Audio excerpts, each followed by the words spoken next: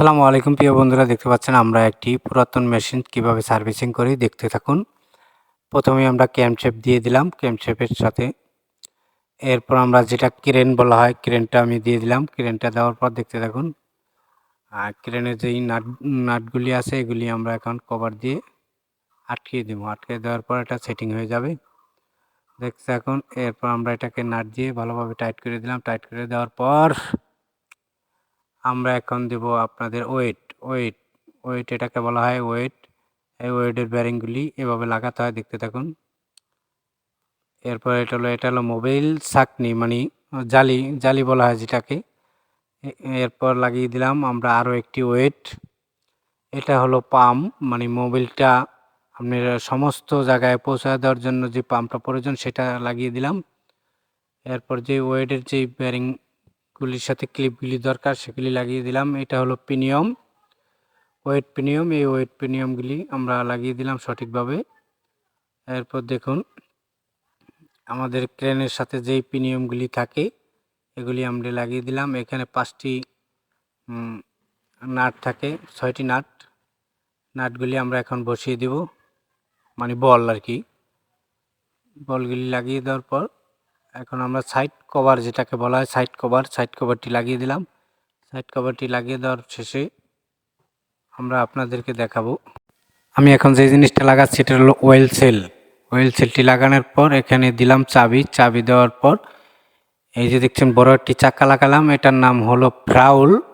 এই ফ্রাউলের চাক্কাটা লাগিয়ে দেওয়ার পর এখন আমাদের মেশিনটা মোটামুটি আর কি হয়ে গেল। এটা হলো আমরা এই রাইনার পিস্টন বলা হয়, সেই রাইনার পিস্টনটি আমরা এখন ঢুকিয়ে দিলাম, মানে পিস্টনটা দেওয়ার পর ক্রেন শেপের সাথে এসে লেগে গেল দেখুন। এরপর এই ক্রেন শেপের সাথে যেই পিস্টনের ইটা থাকে সেটা লাগিয়ে দিলাম। এখন আমরা এটাকে বলা হয় ব্যাক কভার, এই ব্যাক কভারটি লাগিয়ে দিলাম। এই ব্যাক কভারটি লাগা দেওয়ার পর এটা হলো হেড, এই হেডটি আমরা এখন সার্ভিসিং করব। মানে সিট গাইড বাল্ব যেটাকে বলা হয় সেগুলি আমরা এখন লাগাবো এই হেডের ভিতরে। লাগিয়ে দেওয়ার পর আমাদের মেশিনটি ওকে হবে ইনশাল্লাহ। আমরা এখন সিট বাল্ব গাইড এবং যা যা প্রয়োজন সব এখানে লাগিয়ে সার্ভিসিং করে দিতে আসি। দেওয়ার পর আমরা এই হেডটি কিন্তু মেশিনে লাগাতে পারবো। এই দুটি স্প্রিং দুটি লাগিয়ে দেওয়া হচ্ছে। এই স্প্রিং লাগিয়ে দেওয়ার পর আমাদের এখানে চেক করতে হবে, যদি এই বাল্ব দিয়ে যদি তেল ঘামায় বা পানি ঘামায় তাহলে এটা হবে না, তাহলে আবার কাজ করতে হবে।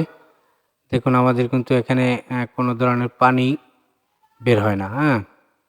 এখন আমরা লাগিয়ে দিলাম হেড লাগিয়ে এরপর দিলাম হলো হেডের সাথে যা যা প্রয়োজন সব কিছু দিয়ে দিলাম। দিয়ে দেওয়ার পর আমরা এখন এটাকে সুন্দরভাবে বেঁধে দিলাম। বেঁধে দেওয়ার পর এটা হলো বাটি, এই বাটিটা লাগিয়ে দিলাম। এটা হলো আমরা যখন এটা খুললাম এটা হলো মোবিল মিটার বলা হয় এটাকে, মোবিল মিটারটা নতুন দিয়ে দিলাম। এরপর আমরা দিলাম প্লাঞ্জার, এটাকে বলা হয় প্লাঞ্জারটিও সুতা বেঁধে দিতে হয়। আমরা এখন প্লাঞ্জারটায় বেঁধে দিলাম। প্লাঞ্জারটি বেঁধে আমরা এখন মেশিনের সাথে সেট করব, দেখতে থাকুন। এই প্লাঞ্জারটি আমরা বাঁধা শেষ। এখন আমরা এটা হলো নজেলটি আমরা এখন বাঁধাই করছি নতুন। এরপর আমরা এটা এই যে কিভাবে ঢুকাতে হয় দেখতে থাকুন। এই যে এটা ঢুকিয়ে দিলাম আমরা, এটা হলো নজেল, নজেলটি আমরা দিয়ে দিলাম। এখন আমাদের ইঞ্জিনটি কিন্তু ইনশাল্লাহ চালু হবে, দেখতে পাচ্ছেন ইঞ্জিনটি একেবারে সম্পূর্ণভাবে স্টার্টিং হয়ে গেছে, দেখতে থাকুন।